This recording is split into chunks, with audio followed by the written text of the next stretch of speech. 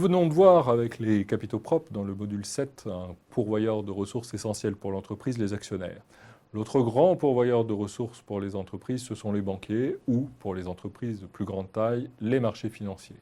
Nous allons, dans ce 8e module, nous consacrer donc à ces dettes financières, ces dettes à long terme, qui sont les ressources apportées sur plus d'un an à l'entreprise par ces actionnaires particuliers, ces créanciers particuliers que sont soit les banquiers, soit les marchés financiers. Nous allons, après avoir présenté les principales catégories de dettes financières et les grands principes de fonctionnement, nous pencher sur un mécanisme particulier qui est celui du coût amorti, un mécanisme très représentatif du raisonnement financier que peut adopter la comptabilité dans le traitement de certaines grandeurs. Alors, en termes de dette financière, on distingue en général les normalisations françaises et les normalisations IFRS. La conception française des dettes financières, la conception française des dettes, même de manière générale, est une conception relativement juridique. Il s'agit d'un passif certain, vous êtes certain de devoir rembourser cet argent et vous connaissez les modalités de remboursement de manière précise. Il y a des échéances et ces échéances sont connues dès le début. Les actions, par exemple, ne présentent pas du tout le caractère de dette parce que justement leur échéance n'est pas connue. A l'inverse, un emprunt bancaire a une certaine maturité et au terme de la période, vous devrez le rembourser. Ainsi que nous l'avions vu dans le module 7, mais on le reprend ici, en normalisation IFRS, et c'est le texte de la norme IAS 32, la notion de dette est vue de manière davantage économique. Vous êtes amené à remettre des actifs financiers, et typiquement de l'argent, et vous ne pouvez pas vous soustraire à l'obligation de remettre cet argent, qui correspond à une rémunération, des intérêts, à un remboursement du capital. On distingue habituellement deux grands types de dettes financières. Vous pouvez avoir des dettes vis-à-vis des établissements de crédit. La dette la plus classique, vous avez une dette vis-à-vis d'un seul établissement de crédit, et on parlera de prêt indivis du côté de l'établissement ou d'emprunt indivis de votre côté. Vous pouvez également avoir des dettes vis-à-vis de plusieurs établissements de crédit qui se réunissent, en particulier si le montant à emprunter est important. On parlera alors de prêts syndiqués. Vous pouvez également vous endetter en recourant directement au marché financier. Le recours au marché financier va imposer l'émission de titres. L'émission de titres qui portent différents noms. On va avoir des titres français qui vont porter le nom d'obligations, qui sont très typiques des titres de dette que l'on va pouvoir trouver en France. À l'international, vous aurez souvent des titres appelés EMTN, pour Euro Medium Term Note. Ce sont des titres qui sont assez similaires aux obligations, mais qui sont régis par un droit qui n'est pas le droit français, par exemple le droit anglais. Vous avez également une troisième catégorie de titres, qu'on appelle les titres de créances négociables, qui présentent des caractéristiques juridiques particulières sur lesquelles je ne vais pas m'étaler, mais qui sont également relativement fréquents, en particulier pour les banques, pour les établissements de crédit, qui en font un usage assez important. La caractéristique des dettes, quel que soit le monde comptable dans lequel on se trouve, c'est donc que vous allez être amené à rembourser votre dette. Il y a pour le remboursement trois grandes modalités qui sont envisageables. Vous pouvez rembourser votre dette par annuité constante. L'idée de l'annuité constante, c'est qu'à chaque période, le flux que vous payez va être identique. C'est la notion d'annuité, des flux identiques. Et en revanche, la répartition entre capital et intérêt au sein de ce flux va varier. Donc vous payez toujours le même montant, mais si le total est le même, la répartition entre capital et intérêt à l'intérieur de cette annuité va changer. Deuxième grande méthode de remboursement, c'est la méthode dite d'amortissement constant. Là, vous remboursez un montant en capital identique à chaque période. Chaque mois, chaque année, chaque trimestre, dépend des caractéristiques de votre prêt, vous remboursez chaque fois un montant de capital identique.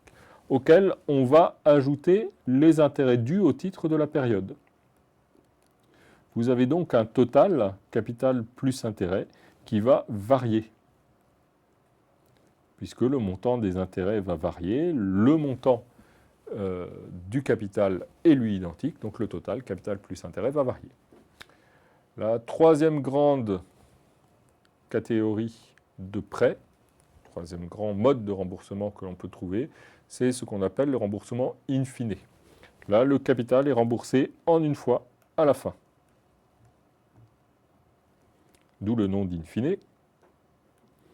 En revanche, ce qui va se passer, c'est que dans l'intervalle, une périodicité qui va être fixée par votre banquier, vous allez payer des intérêts. Donc vous ne payez que les intérêts et vous remboursez votre capital à la fin. On peut imaginer d'autres modes de remboursement, ce sont les trois principaux qui se présentent. Essayons de les illustrer sur un exemple particulier. Imaginons un prêt de 100 000 € avec un taux d'intérêt de 10% et remboursable sur 4 ans. Nous allons regarder la manière dont il est traité en annuité constante d'abord, en amortissement constant ensuite et selon un système de remboursement in fine enfin. Le montant de l'annuité constante est certainement le point le plus délicat. Qu'est-ce qui va se passer? Eh bien, on va dire que la valeur actuelle, la valeur maintenant des paiements que vous allez effectuer, que je vais noter PMT, est égale au montant que vous empruntez. La place n'est pas ici de faire un cours d'analyse financière. Je vais donc vous écrire l'égalité et vous renvoie à mathématiques financières pour sa compréhension. Vous cherchez donc le montant PMT du paiement de votre annuité tel que sa valeur actuelle, payée chaque année pendant 4 ans, soit égale à 100 000. Votre taux d'intérêt est de 10% et donc vous cherchez le montant PMT qui va respecter cette égalité. Un paiement la deuxième année, un paiement la troisième année et un paiement la quatrième année. Les paiements sont toujours représentés de la même manière, les facteurs sont toujours représentés de la même manière, le montant du paiement divisé par 1 plus le taux d'intérêt, puissance nombre de périodes, 2 périodes, 3 périodes, 4 périodes. J'ai un paiement dans une année, un paiement dans 2 ans, un paiement dans 3 ans et un paiement dans 4 ans. La résolution à l'aide d'Excel ou d'une machine à calculer de cette égalité vous amène à un montant de paiement annuel de 31 547,08 €. Vous remboursez votre prêt et vous payez les intérêts en décaissant chaque année 31 547,08 €. Ce montant est constant. Comment cela va-t-il se traduire? Eh bien, on peut faire un petit tableau d'amortissement. J'ai déjà positionné mes annuités sur les 4 années, 31 547,08 €. Vous avez là la notion de CRD, c'est l'abréviation usuelle pour le capital restant dû. Le montant de votre emprunt restant à rembourser au début de votre période. Bien, au début de la première période, vous devez encore la totalité de votre emprunt. Vous devez donc 100 000 €. Sur ces 100 000 €, vous payez un intérêt de 10%. 10% de 100 000, ça vous fait donc 10 000. Comme vous savez que votre flux est de 31 547,08 €, eh bien, la partie qui ne correspond pas à des intérêts correspond à l'amortissement, au remboursement de votre emprunt. Donc ici, 21 547,08 €. Au début de la deuxième période, vous devez vos 100 000 € moins le montant de l'amortissement que vous venez de pratiquer. Vous devez donc 100 000 moins 21 547,08 €. Vous devez 78 452,92 €. Sur ce montant que vous restez à devoir, vous allez payer des intérêts à 10%, donc 7 845,92 L'écart entre le montant de votre annuité, 31 547,08, et le montant de vos intérêts, 23 701,79, correspond au remboursement que vous faites au titre de la deuxième période. Le total, intérêt plus amortissement, est toujours égal à votre annuité. Ça fait qu'au début de la troisième période, vous devez vos 78 452,92 diminuer des 23 701,79 que vous venez de rembourser. Vous ne devez plus que 54 751,13 euros. Vous allez payer des intérêts sur ce montant, qui sont donc de 5 475,11 euros. Et la partie des 31 547,08 qui n'est pas consacrée au paiement des intérêts, soit 26 071,97, correspond à votre remboursement. Au début de la quatrième période, vous restez à devoir vos 54 751,13 diminués de l'amortissement que vous venez de pratiquer, 26 071,97. Vous restez donc à devoir 28 679,16 euros. Vous avez des intérêts correspondant à 10% de votre montant restant dû, donc 2867,91. L'écart entre le montant de votre annuité et le montant de vos intérêts correspond au montant qui vous reste à rembourser, 679,16. Au terme de cette période de 4 ans, vous avez remboursé sous forme de 4 flux identiques de 31 547,08 la totalité de votre emprunt et payé vos intérêts. Je vous rassure, le système de l'annuité constante est certainement le plus complexe. En termes d'amortissement constant, la méthode est beaucoup plus simple. On va le construire en déduisant le montant de l'annuité totale de nos intérêts et de nos amortissements. Le principe de l'amortissement constant, c'est que chaque année, vous remboursez le même montant. Comme vous êtes à devoir 100 000 euros, chaque année, vous remboursez 25 000 euros. 4 fois 25 000 égale 100 000. Donc j'ai un amortissement qui est égal chaque année à un quart du montant restant dû, 25 000 euros.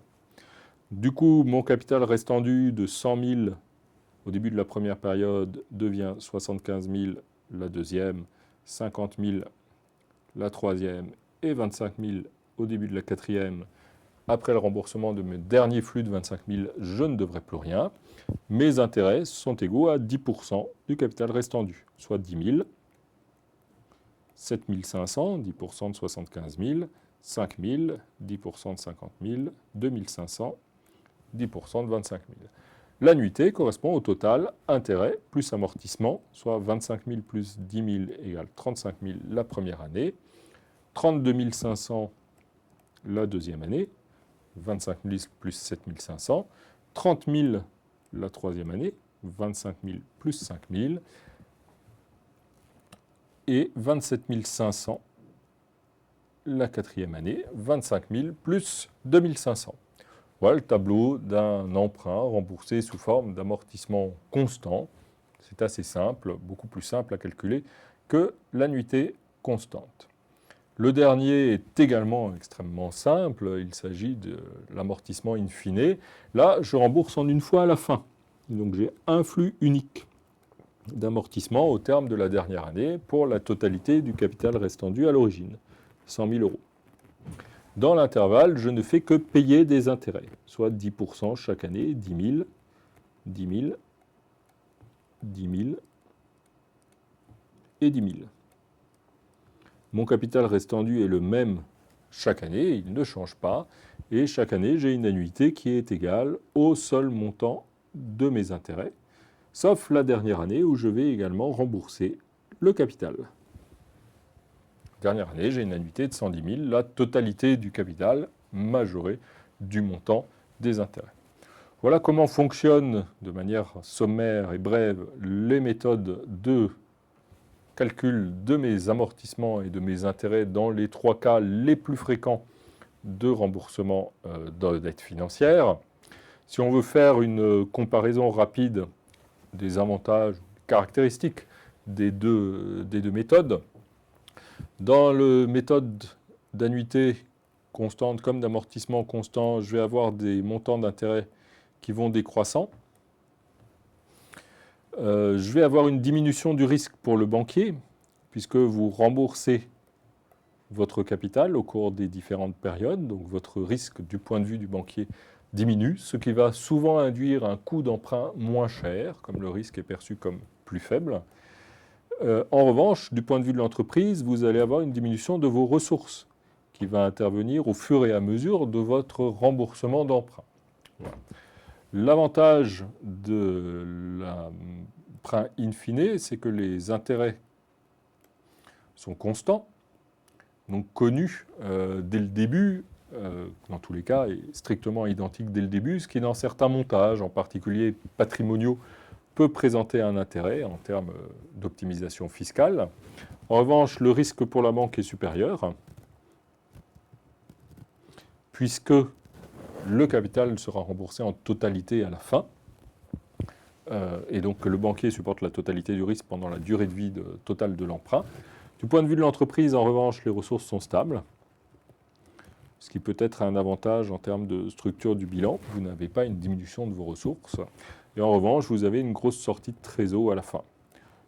Et donc, il va falloir mobiliser votre trésorerie à la fin pour rembourser en une fois la totalité de votre emprunt, ce qui peut être une difficulté, ainsi que l'évoque maintenant dans l'actualité assez régulièrement, les difficultés des États à rembourser les échéances de leurs emprunts lorsque celles-ci arrivent, souvent in fine, à terme.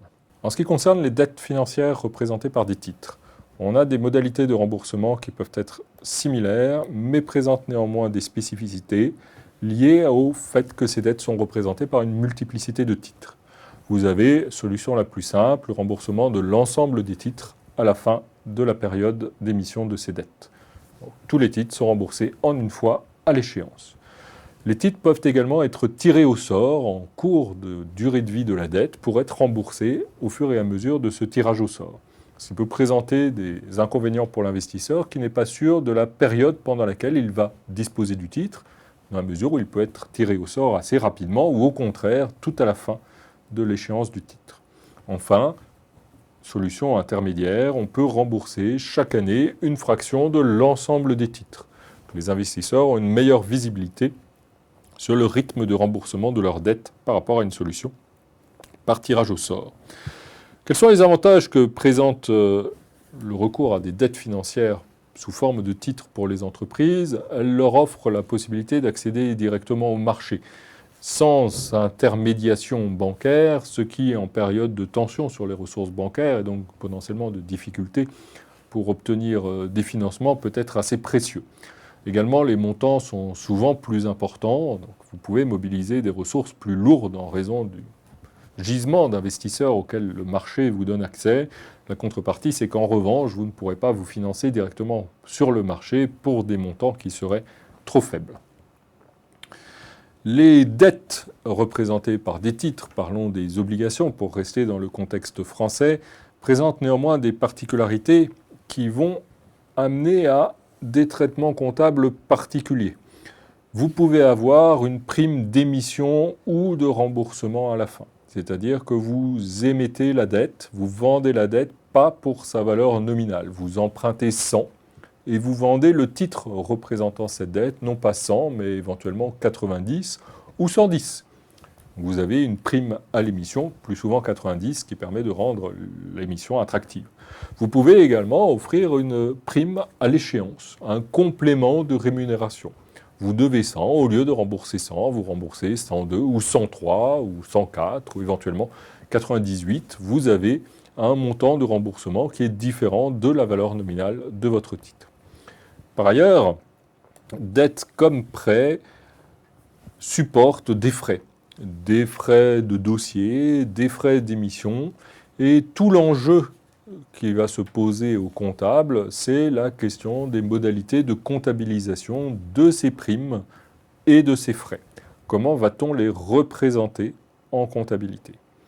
Il y a pour cela deux méthodes principales qui sont utilisées en comptabilité, qui sont envisageables. Vous avez la première méthode, la plus simple, vous étalez ces primes et ces frais pro rata temporis. C'est la solution la plus simple. C'est une solution qui est possible, même si elle n'est pas privilégiée, en France. Et en France seulement. Les normes françaises offrent cette possibilité, les normes internationales l'excluent. L'autre solution, que j'appelle étalement actuarielle, qu'on connaît également sous le nom de coût amorti, est une solution qui est possible dans le référentiel français, qui est même assez favorisée dans le référentiel français, et qui est en revanche la seule envisageable en normes internationales, en normes IFRS, qui ne reconnaissent pas la solution de l'étalement pro rata temporis. Ce qui fait que si vous devez publier des états financiers sous les deux référentiels, français et IFRS, vous allez assez spontanément choisir la solution qui est acceptable des deux points de vue, donc la solution de l'étalement actuariel que nous allons maintenant chercher à illustrer. Alors prenons l'exemple d'une émission d'obligation que vous vendez à 98 000 pour une valeur nominale de 100 000. C'est toujours notre prêt de 100 000 euros. Cette fois, il nous coûte un peu moins cher. Le taux d'intérêt est de 5%. Vous supportez des frais de mise en place à hauteur de 4 000 euros et vous remboursez l'ensemble, par mesure de simplicité, en une seule fois dans 3 ans. Nous avons donc deux enjeux. D'abord, un enjeu d'étalement des 2 000 de primes d'émission, l'écart entre vos 98 000 et vos 100 000, premier enjeu. Et deuxième enjeu, l'étalement des 4 000 de frais. Comment va-t-on appréhender en comptabilité ces deux notions? Nous allons traiter le cas de l'étalement pro rata temporis, puis le cas de l'étalement actuariel. En ce qui concerne l'étalement pro rata temporis, la chose est assez simple. Vous avez une prime de 2 000, vous avez des frais de 4 000, donc au total, vous devez étaler 6 000 sur 3 ans. Vous le faites pro rata temporis, donc vous étalez 2 000 par an. Le calcul est assez rapidement fait, ce n'est pas un des moindres avantages de cette solution. En comptabilité, comment cela va-t-il se passer? Eh bien, vous avez ici votre compte de dette qui va être inscrit à votre bilan. Vous avez ici également à votre bilan votre compte de trésorerie, l'argent liquide qui rentre et qui sort. Ici, à votre compte de résultat, vous avez les intérêts et tout ce qui concerne vos charges financières. Je vais les mettre dans un seul compte par mesure de simplicité. Et ici, vous avez au bilan un compte dans lequel vous allez enregistrer les frais et les primes qui sont à étaler. Alors, il y a des comptes spéciaux, on n'est pas ici pour apprendre les mystères du plan comptable général, il y a des comptes spéciaux dans lesquels ces montants vont être enregistrés dans la perspective de les étaler. Du point de vue français, vous devez rembourser 100 000. Donc, vous allez inscrire à votre bilan le montant de votre dette, 100 000. Ce montant de dette 100 000 vous permet d'obtenir de la trésorerie à hauteur de 94 000, puisque les créanciers ne vous donnent que 98 000, vous avez une prime d'émission de 2 000, et vous supportez 4 000 de frais. Donc vous n'obtenez que 94 000. Et vous avez donc des frais d'émission et des primes à hauteur de 6 000. Chaque année, qu'est-ce qui va se passer? Je vais le faire dans une autre couleur. Chaque année, première année, disons, vous allez payer 5 000 d'intérêts qui vont sortir de votre trésorerie, qui vont donc constituer une charge. Et vous allez également étaler 2 000 de primes que vous allez également comptabiliser en charge. Donc vous avez, au terme de la première année, une charge totale de 7 000 euros. Et vous allez répéter l'opération pour chacune des années suivantes, que je vais maintenant mettre en noir. Chaque année, vous payez 5 000 d'intérêt au terme de l'année 2. Vous étalez également au terme de l'année 2, un tiers de votre compte de frais et primes, donc 7 000 de charges. Au terme de la troisième année, vous payez vos intérêts, vous remboursez votre emprunt en une seule fois, vous finissez d'étaler votre prime, donc vous avez des charges de 7 000 toujours, et vous avez le remboursement de votre emprunt. On voit là l'effet de l'étalement linéaire. Chaque année, vous avez la même charge, 7 000, formée d'intérêts à hauteur de 5 000 et formée de l'étalement de votre prime à hauteur de 2 000. On voit ici l'effet classique du prorata temporis. Vous rajoutez chaque année en charge une quote-part de frais correspondant à un tiers des frais totaux, puisque votre emprunt est sur 3 ans. L'étalement actuariel, j'ai le regret de vous le dire, est notablement plus compliqué. Il suppose tout d'abord de calculer le coût actuariel de l'opération. Pour calculer le coût actuariel de l'opération, il faut mettre en rapport ce que vous payez et ce que vous touchez. Alors, on paye 5 000 d'intérêts par an. On paye 4 000 de frais de mise en place. Ça, c'est sûr, on a à les payer. Qu'est-ce qu'on touche? On touche 98 000, qui est le montant de l'emprunt. C'est la trésorerie qui nous est versée. On ne touche pas les 100 000. On dit qu'on emprunte 100 000. Mais en fait, on ne touche que 98 000 sur les 100 000. Et en revanche, on doit rembourser 100 000. Donc on touche 98 000, on paye 5 000 d'intérêt, on paye 4 000 de frais pour rembourser 100 000 dans 3 ans. Ça, c'est mes flux sur l'opération.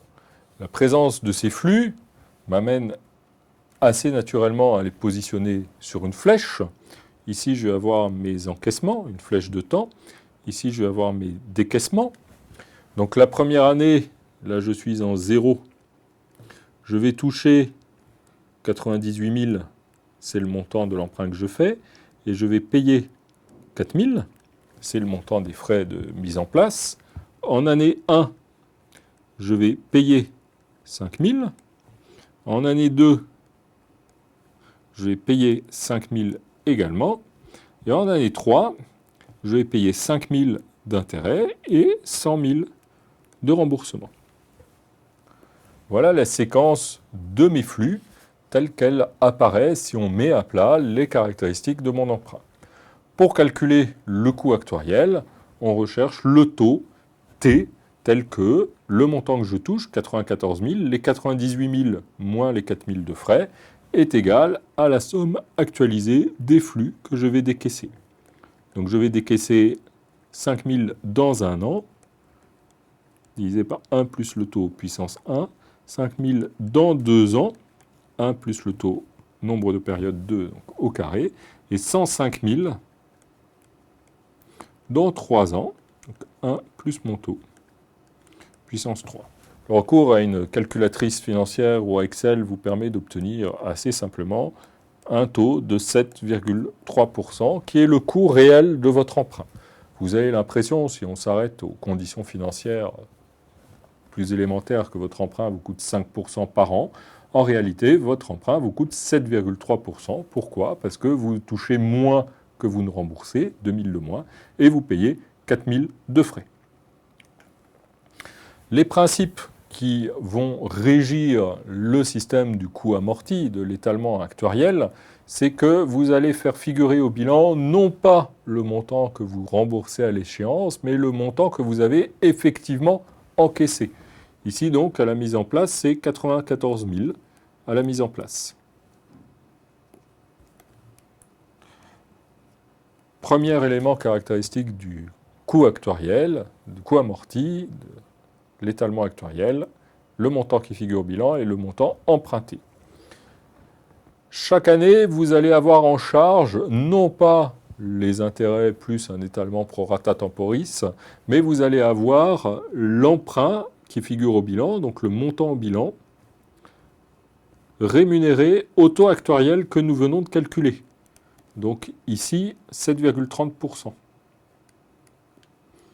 Donc nous allons avoir en coût à la première période 94 000 à 7,30%. Et vous allez avoir un écart assez spontanément entre ce que vous allez payer effectivement, 5 000, vous ne payez que les intérêts chaque année, et le coût qui va figurer dans votre compte de résultat, 94 000 à 7,30%. Eh bien, l'écart entre le flux payé et le coût de l'emprunt vient modifier votre encours au bilan. Je pense que réaliser l'opération vous permettra de mieux comprendre ce mécanisme un peu compliqué. Vous avez ici les périodes 1, 2 et 3. Je vais mettre ici l'encours au début de la période. Donc au début de la période, j'ai 94 000. C'est le montant de liquidité dont je le dispose. Je vais calculer mes intérêts au taux actuariel. Donc c'est mon encours de début multiplié dans mon cas par 7,30%. Donc là, j'ai des intérêts de 6 860,87, 94 000 à 7,30%. J'ai des flux de 5 000 parce qu'on ne me réclame pas ces 6 860,87. On me réclame 5 000, le montant des intérêts. J'ai donc un écart entre les flux et mon coût de 1860,87 qui viendra corriger mon encours. Et donc j'ai un encours de fin égal à mon encours de début plus cet écart. Et donc mon encours de fin devient 95 860,87. Mon encours de fin d'une période et l'encours de début de la période suivante, 95 860,87.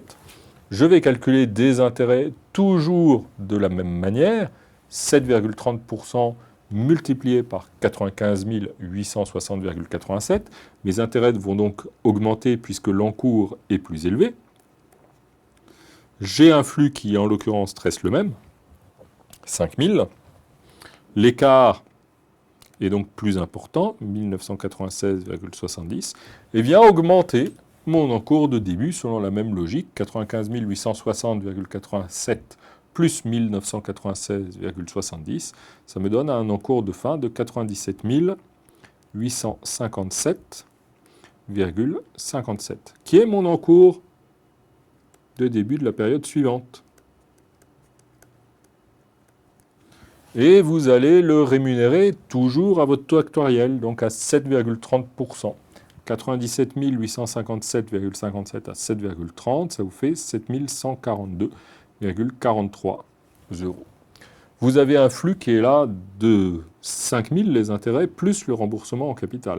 Donc vous avez un flux total de 105 000.